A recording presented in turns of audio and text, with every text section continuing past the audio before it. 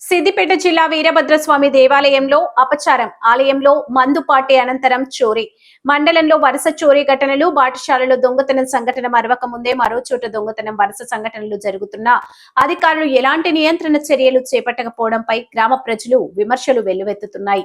ఏకంగా police station కు కూతవేటు దూరంలోనే దొంగతనం జరగడం గ్రామ ప్రజలను నివ్వెరపోయేలా చేస్తున్నాయి. ఇక వివరాల్లోకి వెళ్తే సిద్దిపేట జిల్లా మద్దూరు మండలం లద్నూరు గ్రామంలో వీరభద్రస్వామి దేవాలయంలో ఆదివారం రాత్రి గుర్తు తెలియని వ్యక్తులు గుడి ముందు మద్యం సేవించి అనంతరం దేవాలయం గేటు తాళం పగలగొట్టి లోపలికి ప్రవేశించి హుండీ తాళాన్ని పగలగొట్టి దాంట్లో ఉన్న డబ్బులు సుమారు 20,000 రూపాయలు దొంగిలించారని గ్రామస్తులు తెలిపారు.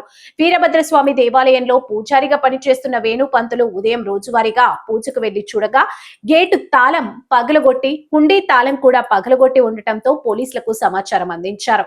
క్లూస్ టీం సంఘటన స్థలానికి చేరుకుని దర్యాప్తు ప్రారంభించారు.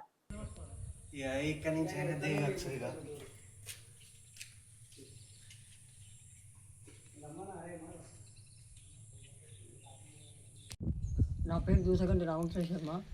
నేను ఆంజనేయ స్వామి గుడిలో ప్రధాన పూజారిని. ఈ గుడి పురాతనమైన గుడి, అంటే కాకతీయ కాలం నాటి కంటే బిఫోర్ గుడి. ఈ గుడిని డెవలప్మెంట్ చేద్దామని ప్రధాన పూజారిగా మా అన్న దూసగంటి వేణుశర్మ చేస్తున్నాడు. ప్రాతకాలం పొద్దున్న 6 o'clock గుడికి వస్తాడు. గుడికి వచ్చి తాళం తీసే వరకు మందు సీసాలు ఉన్నాయి. తాళం బలగొట్టింది. తాళం బలగొట్టిన దాని లోపల వరకు హుండీ కూడా బలగొట్టి హుండీ నుంచి లోపడిన డబ్బులు దాదాపు సుమారు ఒక 20,000 రూపాయలు అపహరించకపోయినారు.